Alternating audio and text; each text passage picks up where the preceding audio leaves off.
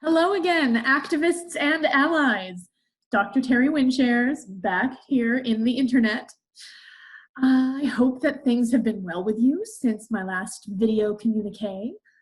Before we march ahead into the work of this video, I want you all to pause for just a few seconds, take a deep breath, and I'm sure you've been doing your daily breathing. And I want you to meditate on for just 10 seconds on something that has brought you joy this week. Okay?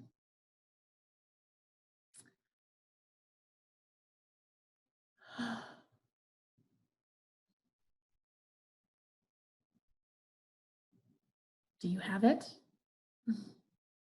Hold it tightly in your mind and fold it into your consciousness. Let it be there to keep you warm on days that feel a little too cold. Often when I do this exercise, I like to keep my moments of joy to myself, but I feel that I should tell you that my moments of joy this week have come in the constructive, vivid insights that have been buzzing through our online class discussions. Intro, folks, it has been my privilege to follow your journey through the development of written language as a tool in dismantling the matriarchy.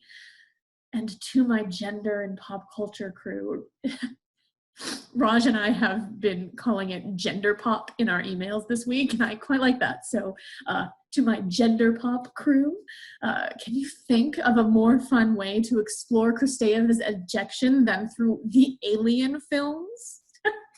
Those conversations have been, if I may venture a non-gendered parental figure joke here, out of this world.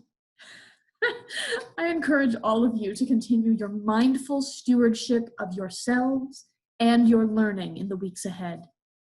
Now, as I promised, I will cover expectations for your final projects in this video, but first, I do need to address a serious matter that, while unpleasant, is a necessary step in ensuring the continuity of your class experience in these troubling times.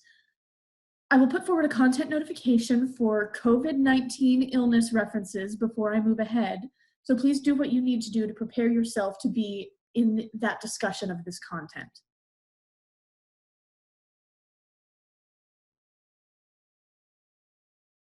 All right.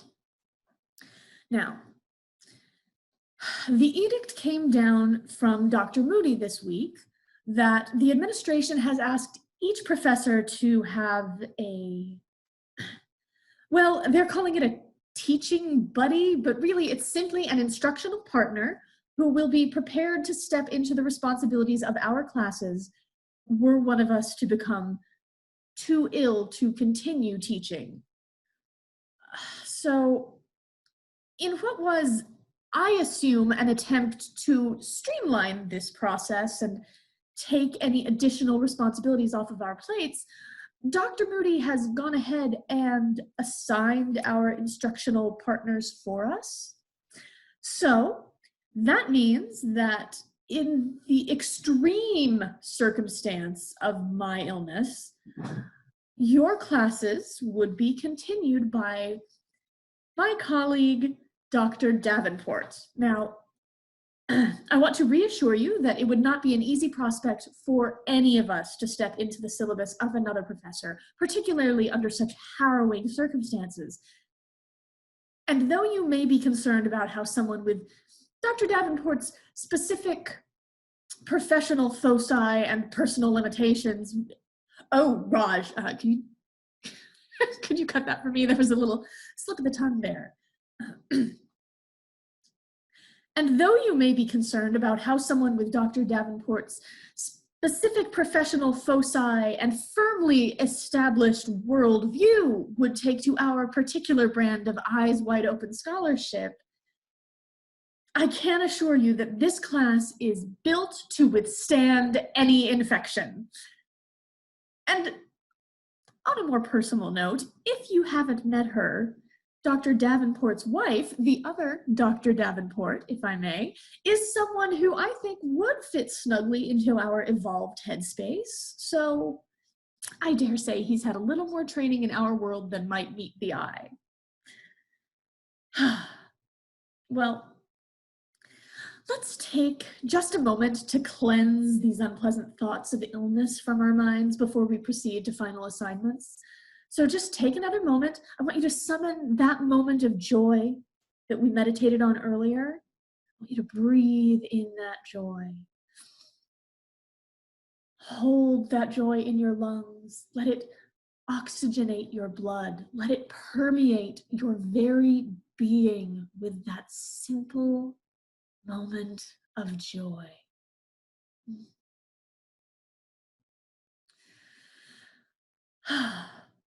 That's better. Now, for your final projects, Intro to Gender Studies, your project is a consummate favorite of students past, and if I may say so, there have been some fairly high bars set. The assignment is for you to devise some mode of creative expression that encapsulates the path of discoveries you have taken through this semester's multi-layered exploration of gender. I hesitate to give too much guidance or too many examples because I don't want to limit the sphere of your creative expression. But a few that have stood out from the past include a complete reimagining of the Candyland game to reflect the various theorists that were most meaningful to that student. There was a musical composition in which the notes and instruments played out the full history of the waves of feminism. And there is a certain student assistant I could think of whose nuanced and sensitive beat poetry about the weight of performed masculinity in an academic setting left the classroom speechless for, what was it, Raj? 45 seconds, a full minute? It was Raj. I probably shouldn't have said that. Raj, I know you're proud of your work, but please feel free to cut that if you would prefer to remain anonymous. Gender pop students, your task will be a creative one as well, but you may find the task a little more daunting and perhaps a little more exciting. You are to choose a pop culture artifact or collection of artifacts from the last 5 years that would be considered, for any number of reasons, problematic in its representation of gender and/or sexuality. Your challenge will be to deconstruct all the problematic elements of gender within that artifact and reshape it to reflect a worldview that lifts its characters or its audience or even its creator up, rather than wallowing in the patriarchal morass from which so much of our heteronormative cisgendered culture continues to spring. There are, of course, more detailed assignment descriptions posted on each of your Blackboard pages, but I thought it would be inspiring and fun to describe these assignments together like this. For my juniors and seniors, you can reflect fondly on your intro projects from the past, thinking about how far you've come. For my intro students, I hope you are inspired to think of where you might go. Well, with that, I bid you all farewell for now, wishing you health, wishing you wellness. Be well, be wise, be woke.